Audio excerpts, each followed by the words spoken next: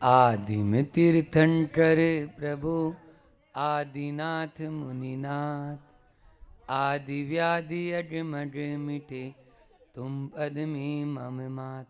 चरण शरण है आपके तारण तरण जिहाज, भवदधि तट तट ले चलो करुणा कर जिन राज। 52 गजा के बड़े बाबा आदिम तीर्थंकर आदिनाथ भगवान की, परम उपकारी संत श्रोमणी आचार्य गुरुवर विद्या सागर जी महामुनि राज की, पूज्य मुनि श्री 108 दुर्लभ सागर जी महाराज की।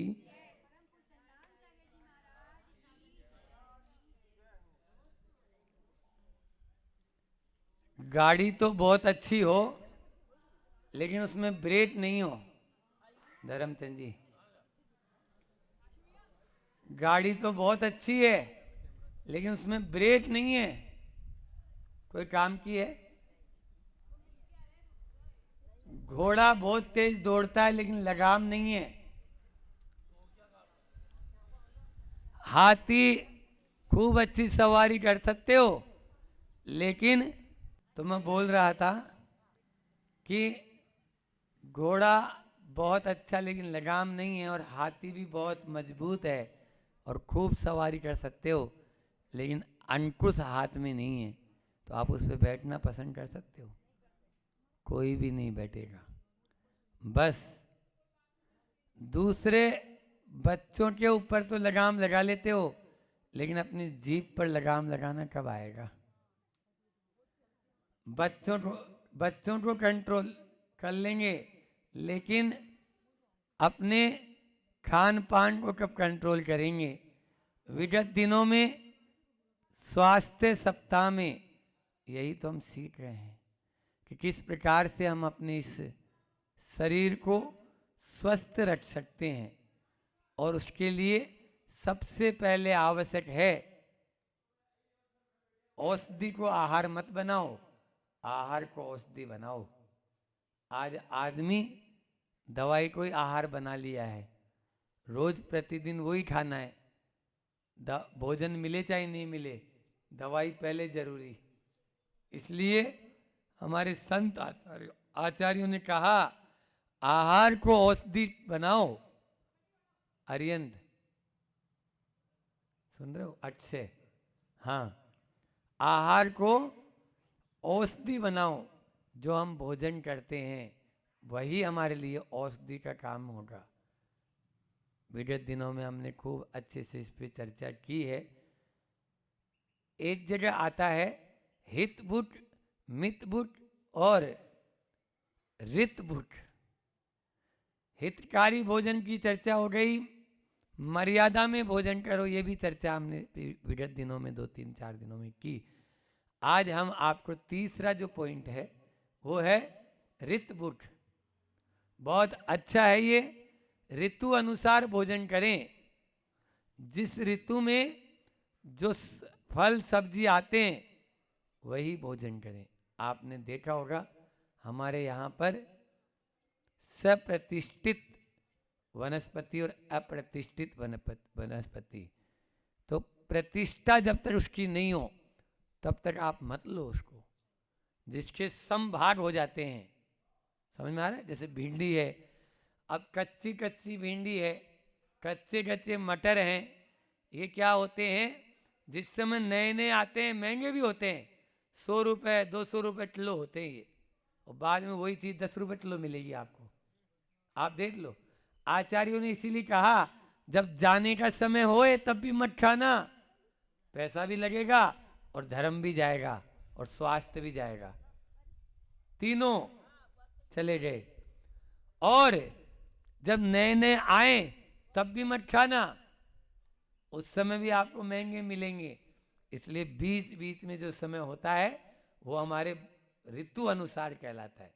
लेकिन आज तो बड़ी विडंबना आ चुकी है कि आदमी गर्मी में तो बादाम की कतली खा रहा है और सर्दी में आइसक्रीम। वारे जमाना, सर्दी में आइसक्रीम खा रहा है और गर्मी में बादाम की और काजू की कतली खा रही है, अब बीमार नहीं हो रहा तो क्या होगा बोलो? क्या ये ऋतुनुसार भोजन है? हर महीने 12 महीने आम ले लो आप, आम जो होता है ना 12 महीने आने लगा। क्या 12 महीने आम होता है कभी? कौन से पेड़ पे होता है, ला दो मुझे। नहीं महाराज जी, हमारे यहाँ वो चाइना से पेड़ आया था, उस पे लगते हैं, वो प्लास्टिक के लगते हैं, खा लो। 12 महीने तरबूज, तरबूज भी 12 महीने, खरबूजा, तरबूज है, आम है, अंगूर है, कुछ फल, सेब है, केला है। ये तो केला तो फिर भी मानते हैं कि उसकी तो फसल जो है ना 2-3 बार आती है, इसलिए वो चलता भी रहता है, और उस पे जो झाड़ पे जो लड़ लगी है, उस लड़ में से पटते रहते हैं, आते रहते हैं, पटते रहते हैं, नया निकलेगा और पुराना आप तोड़ लो। लेकिन अन्य ऐसा कोई भी नहीं है। आचार्य श्री जी ने कहा था कोल्ड स्टोरेज का खाओगे तो खुद ही एक दिन कोल्ड बन जाओगे, ठंडे हो जाओगे। और ठंडे होने के बाद क्या होता है बोलो? कोई ठंडा हो जाए आदमी तो फिर क्या बोलते हैं? ठंडो हो, मतलब इन्हें आग लगा दे हो गए, एक सीट की ठंडा पड़ गया। देखो राजस्थानी बोल रहे हैं, हाँ कोटासू।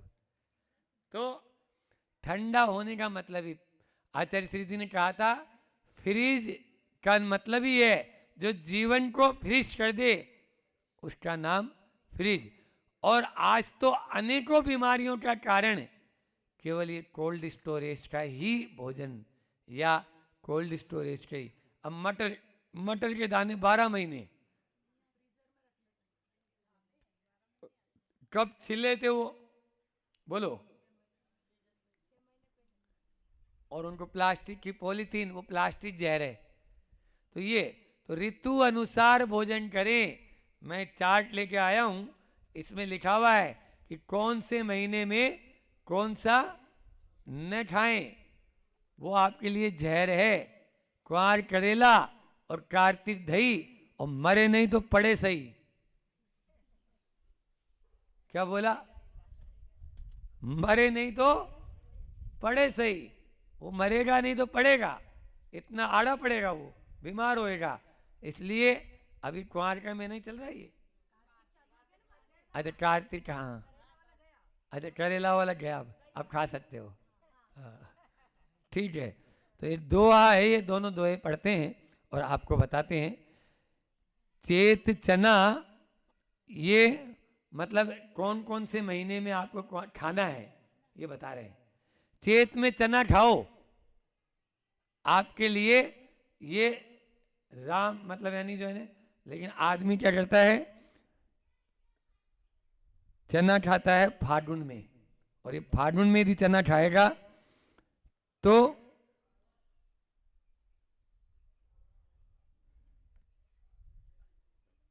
वह नुकसान करेगा। फागुन में जो चना खाएगा तो क्या करेगा? चेत चना वैसा के बेल, क्यों गर्दन हिलाई आपने?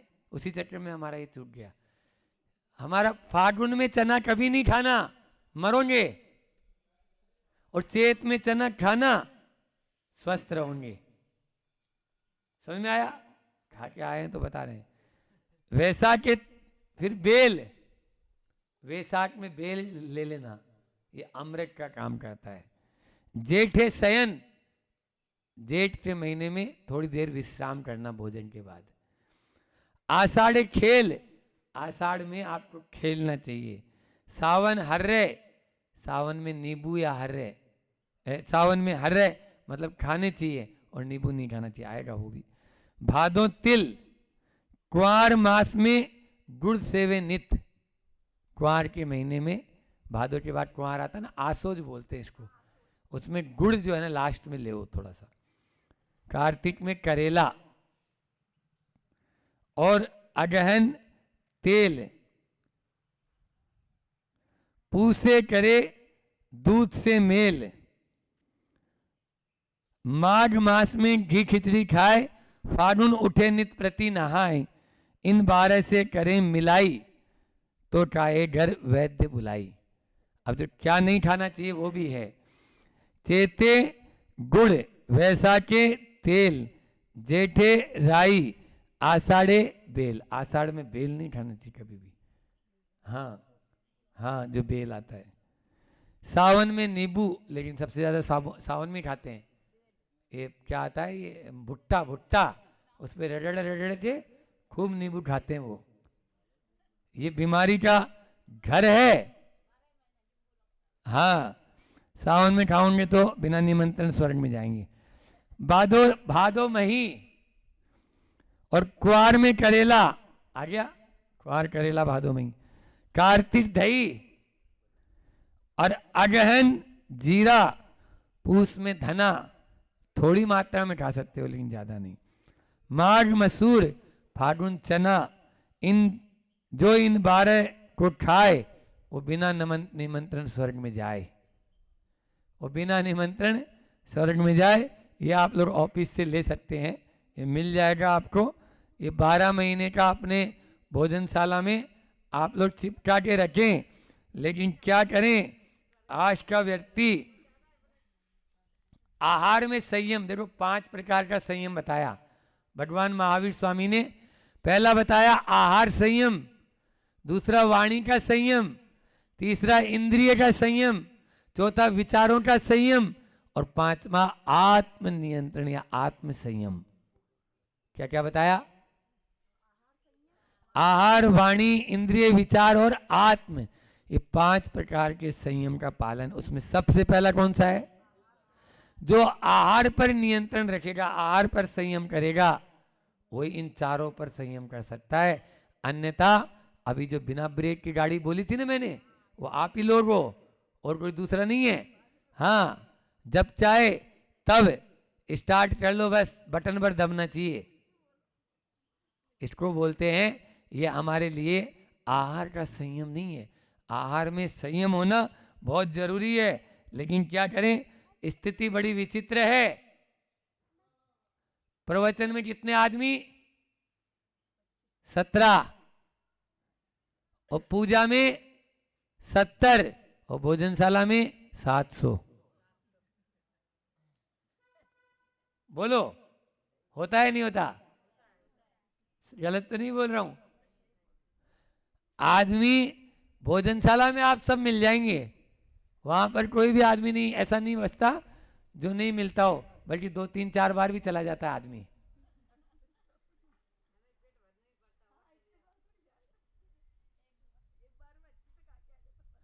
एक व्यक्ति, अरे अभी यहाँ पर अभी प्रयोगशाला लगाई इन्होंने, आराधना साधना प्रयोगशाला। उसमें एक व्यक्ति, वो भोजनशाला, शोध वाली भोजनशाला जिसको बोलते हो आप, त्यागी वृत्ति, उसमें भी खा लिया। फिर उसके बाद में जो शिविरार्थियों की भोजनशाला, उसमें भी खा लिया। और फिर आके यहाँ कार्यालय के बाजू में एक भोजनशाला और चल रही थी, उसमें भी। अरे मुंह तो मारा वहां जाके। बहानाबाजियों का तो इतना है नहीं जो है। जब उसकी फोटो बन रही है, वीडियो बन रही है, लाके बताई लोगों ने, फिर वो कैसे बनी? और आपने निमाड़ चाहिए वो। और बोलो,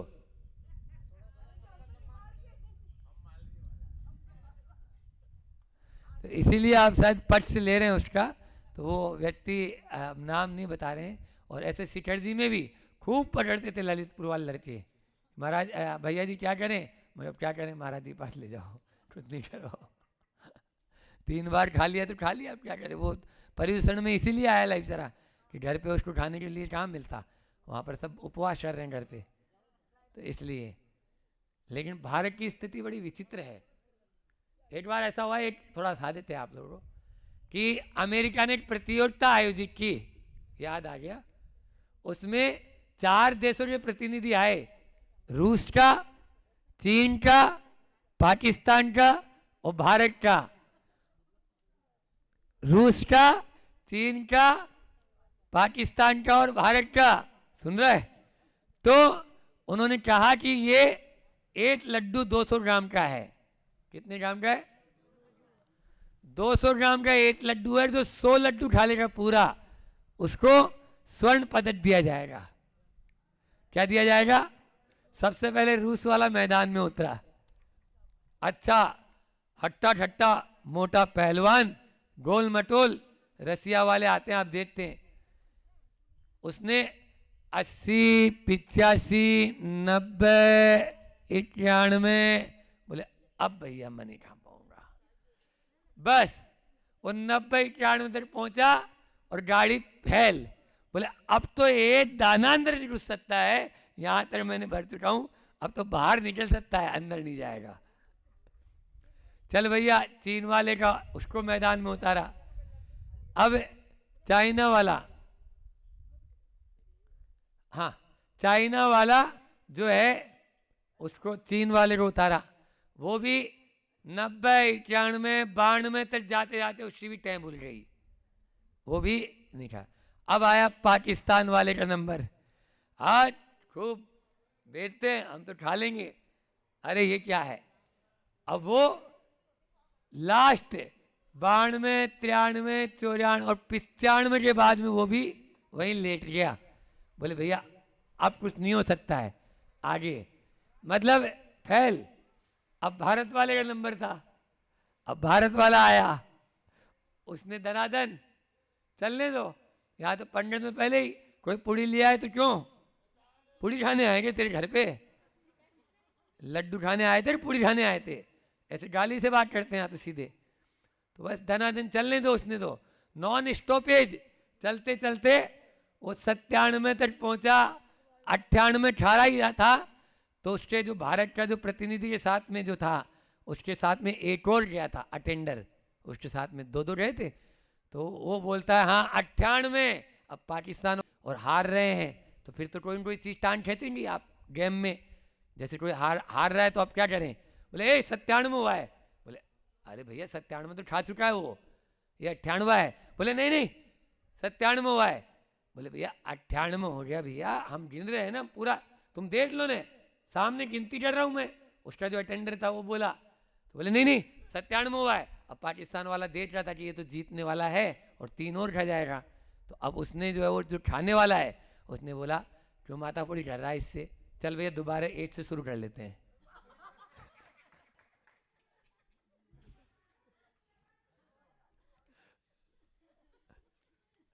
दोबारा 8 से शुरू कर लेते हैं।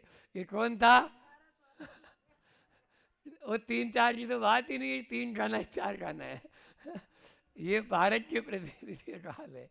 इसलिए आप लोग ये मान के चलो कि भोजन भक्त के लिए कुछ भी नहीं, ऐसे लोग जो है ना वो खूब मिलेंगे भारत में, जो एक बार नहीं कई बार, वो तो 4-5 दिन पहले से उपवास शुरू कर देते हैं। अभी देव उठनी 11 आने वाली है, तो लोग बार 8-8, 10-10 दिन का उपवास कर लेते हैं पहले ही, क्योंकि उस दिन 11 के दिन भोजन करने जाएंगे ना, उस दिन शादियाँ बहुत होती है, तो शादी पार्टियों में कहीं पे भी घुस जाएंगे, तो वहाँ पर खाएंगे वो लोग।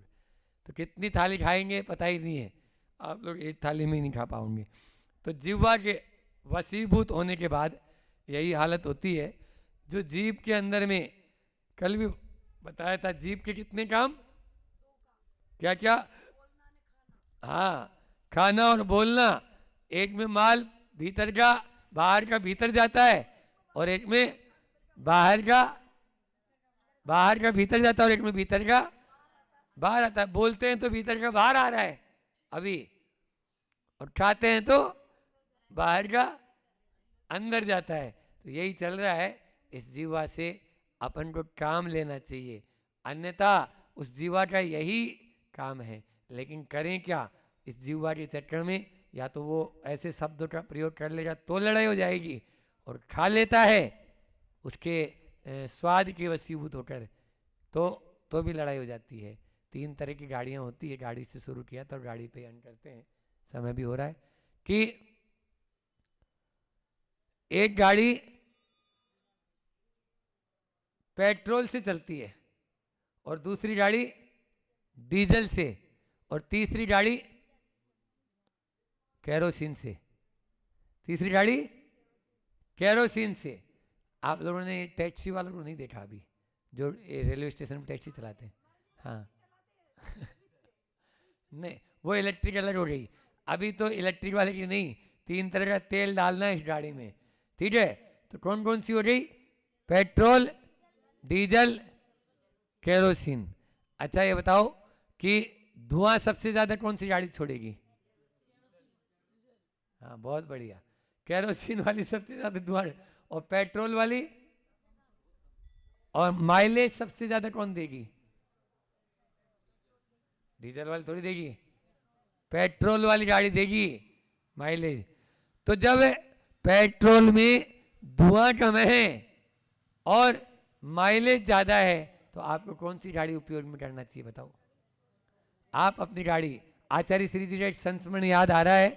आचार्य श्री जी ने कहा कि देखो ये जितनी गाड़ियां हैं ना, ये सब गाड़ियां मेरी है। एक बार हम 32 महाराज जी बैठे थे, ऐसे डोंगरगढ़ की बात है, तो डोंगरगढ़ में इरियापत में बोलते हैं, सुनो ये जितनी गाड़ियां हैं ना, ये सब गाड़ियां मेरी है। तो हम लोग भी हाथ जोड़ के बोले, जी आचार्य श्री जी हम आपके ही तो हैं, और आपने हमें उपकृत किया, आपने दीक्षा दी। तो बोले ये गाड़ियां मेरी है, लेकिन इस गाड़ी में कैसा पेट्रोल डालना है ये आप लोगों को विवेक होना चाहिए। ऐसा नहीं चौके में गए सो कुछ भी घासलेट डाल के आ गए यहाँ पे, और फिर धुआं छोड़ रहा है यहाँ पे रात भर। तो ये घासलेट से चलने वाली गाड़ी नहीं है मेरी, और डीजल से चलने वाली भी नहीं है, और पेट्रोल भी ऐसा वैसा नहीं। हवाई जहाज का पेट्रोल और बस का पेट्रोल एक ही होता है क्या? बोलो, आपकी कार का पेट्रोल इंद्रजीत जी, और हवाई जहाज का पेट्रोल वही पेट्रोल हो जाएगा? नहीं नहीं, उसी पेट्रोल पंप पे आपके हिंदुस्तान वाला या कौन सा भारत पेट्रोलियम नहीं भर सकते, वहां से नहीं खरीद सकते, क्योंकि वो इतना और प्यूरिफिकेशन उसमें इतना फेवर और शुद्ध होता है वो, कि उसमें कार्बन का कोई काम नहीं, वो बिल्कुल शुद्ध जिसको बोलेंगे, बस वो पेट्रोल इस गाड़ी में डालना है मेरी। नहीं तो तुम लोग कहीं पे भी ले जाके कभी भी बिड़ा दो, गाड़ी चलाने के लिए दे दी तुमको, अब आराम से बिड़ा दोगे ले जाके, तो एक्सीडेंट किसका कहलाएगा? बोलो, कि गाड़ी तो मेरे नाम से है। तो अब वो तो हम तो उसमें नहीं आएंगे ना पकड़ में, हम तो गाड़ी छोड़ के भाग जाएंगे। वो विद्यासागर जो कंपनी है उसकी गाड़ी से निकली हो, तो कौन पकड़ में आएगा? कंपनी की गाड़ी है वो, अब कंपनी पकड़ में आएगी। तो आचार्य श्री जी ने बोली, इसीलिए आचार्य श्री जी की इस यूनिवर्सिटी में या इस कंपनी में हर किसी को प्रवेश जल्दी से मिलता नहीं है, क्योंकि वो मालूम है ना कि ये अभी थोड़े दिन चला के कहीं पे भिड़ा देगा तो कौन है, एक्सीडेंट का कौन जिम्मेदार होगा? यहाँ कोई इंश्योरेंस थोड़ी है कि बीमा कंपनी में जाके दवा ठोक देंगे। यहाँ पे तो कंपनी हमारी है और बीमा कंपनी भी हमारी है, इसलिए नुकसान जो भी होगा वो हमें ही होगा। तो आज अपन ने ऋतु अनुसार भोजन करें, ऋतु के अनुसार भोजन करेंगे तो हम हमेशा स्वस्थ रहेंगे, अन्यथा नहीं रहेंगे। एक बात और बता दें, ऋतु अनुसार भोजन भी, जो मौसमी फल है वो भी इंजेक्शन वाले नहीं लेना है। आज एप्पल के ऊपर टेस्टेड ओके लिखा हुआ है, ये क्या है ये? आप उसमें, अरे वो तो छोड़ो, आप चलो सूखी चीज बता देते हैं, अब हम तो हरी लेते ही नहीं है। बादाम आप लेके आ रहे हो ना, वो बादाम की बीजी वो इंजेक्टेड है, उसमें से तेल पहले निकाल लिया गया और फिर आपको, चाहे वो मामरा हो और चाहे अमेरिकन हो, कागजी बादाम नहीं बोलेंगे ना, आपके बोलने से थोड़ी बोल देंगे। कागजी बादाम में तो खुद ही बोल रही है वो कि उसके ऊपर छिलका लगा हुआ है। अब उसको उनको कौन समझाए? उदाहरण भी दो तो ऐसा तो दो कि वो काम कर जाए। जो बादाम खुली हुई है उसमें इंजेक्शन लगाएगा, या जिस पे कवर लगा हुआ है उस पे इंजेक्शन लगाएगा? तो कागजी बादाम जो होती है वो खुली हुई नहीं आती है। कागजी बादाम आपकी उस पे कागज जैसा बिल्कुल पतला लेयर रहती है और आपको पकड़ में आ जाएगा। तो मैं यही बोलना चाह रहा था कि मामरा या अमेरिकन न ले और आप कागजी बादाम लें, और कागजी बादाम ही आप भिगोएं। यदि कोई महाराज जी लेते हैं तो, अभी तो आप लोगों के यहाँ दोनों महाराज जी नहीं लेते, जहाँ महाराज जी लेते हैं तो कागजी बादाम ही, एक चंद्रकला जी पाटनी है वहाँ की, रांची की, तो वो हमेशा लंबी वाली बादाम आती, इतनी बड़ी बड़ी कागजी बादाम रहती है, वही उपयोग में लेती है। और वो गिनती की देती हैं, मतलब गिनती का ही, ऐसा नहीं भर भर मुठ्ठा चला दे, क्योंकि वो कोई चना थोड़ी है जो भर भर के चम्मच चला रहे हैं, बादाम है वो ज़्यादा खा जाओगे तो आपके फिर बदहजमी हो जाएगी। इसलिए ऋतु अनुसार भी उतना ही लें जितना आप पचा सकते हैं, समझ में आ रहा है। और बेमौसम न तो कोई बात बोले और बेमौसम न कोई भोजन करे। नहीं तो गर्मियों में बादाम की कतली मैंने बोला, और सर्दियों में आइसक्रीम आपके लिए बहुत हानिकारक हो जाएगी। आहार के इन्हीं जो सूत्रों के माध्यम से अपन प्रतिदिन चल रहे हैं बनता है, इस बात से आप लोग पहले वापिस जानकारी प्राप्त कर लें। गंध और उदक ये दो शब्द हैं, है ना। उदक यानी जल और गंध यानी जिसमें श्री जी का जो है ऊपर वो डाल दिया, और उसमें वैसे गंध का मतलब यहाँ पर सुगंध से मतलब है, ठीक है ना, सुगंधित जल हो जाता है वो जब गंधोदक, हाँ, श्री जी के मस्तक के ऊपर से वह डल के आ रहा तो इसलिए वह श्री जी तो श्री जी है ना, मंत्र उसने नहीं बोले, ये उसकी कमजोरी है। हमारे यहाँ ऐसे नहीं शंकर जी की पिंडी की तरह उठाया लुटिया और डाल दिया और चलते बने, वो नहीं है। आपको धोती दुपट्टा पहनना है, पूर्ण शुद्धि रखना है, शुद्धि के बाद मंत्र स्नान करना है, मंत्र शुद्धि के से हमारे यहाँ बड़े बाबा के यहाँ होता है ना 52 गजा में, तो पूरा अच्छे से होता है यहाँ पे। और उसके बाद में आपको वहाँ पूरे मंत्र बोलें, श्री जी को विराजमान भी मंत्र के साथ में करें तो उसका पूरा लाभ मिलेगा। अन्यथा गंधोदक तो गंधोदक कहलाएगा लेकिन उसका पूरा लाभ नहीं मिलेगा, है ना। मंत्र का जो है वो अपना प्रभाव होता है, इसलिए मंत्र का भी उसमें समावेश हो जाए तो सोने पर सुहागा हो जाएगा। तो धीरे धीरे जो भी नहीं बोलते हैं वो मंत्र बोले और मंत्र बोलकर ही अभिषेक करें, ताकि वो मंत्र के माध्यम से उसका पूरा लाभ ले और जो हमारी क्रिया है वो क्रिया भी हमारी पूरी हो जाए और हमारी फलदायी हो। अन्यथा वो अधूरा फल देगी, पूरा फल नहीं देगी, लेकिन हानिकारक नहीं होगा, ठीक है। गंधोदक तो कहलाएगा। हाँ। प्रश्न है, आपने ही नहीं हमने भी किया है।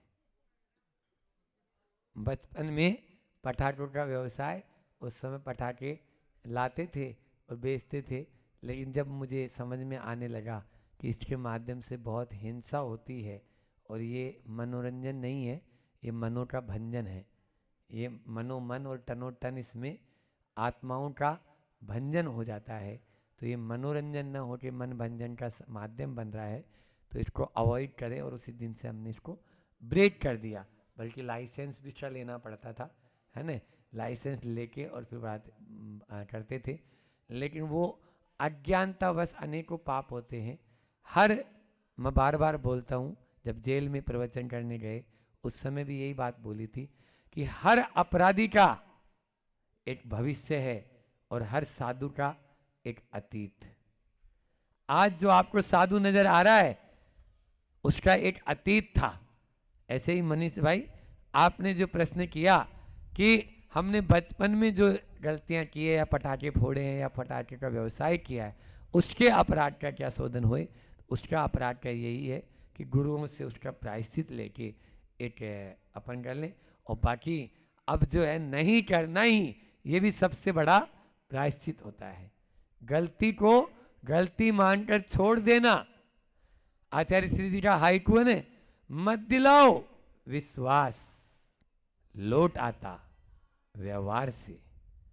बस आपने अपना व्यवहार ऐसा कर दिया कि विश्वास दिलाने की जरूरत नहीं है, इसलिए मत दिलाओ विश्वास, लौट आता व्यवहार से। अपने व्यवहार को बदल दें तो सबसे बड़ा प्रायश्चित है। अन्यथा प्रायश्चित लेकर भी यदि वो गलती पर गलती करता जा रहा है तो वो उसके लिए क्षम्य नहीं होगा। तो सबसे बड़ा यही रहता है। फिर अज्ञानतावश किए गए पापों का प्रायश्चित हमने भी गुरु जी को बताया था, तो गुरु जी ने कहा कि अब आप तो इधर ही आ गए, तो इस प्रकार से निश्चित रूप से बहुत बढ़िया। अब इतना ही रखते हैं, समय भी आप लोगों का पूर्ण हो गया है। बोलिए अहिंसा परमो धर्म की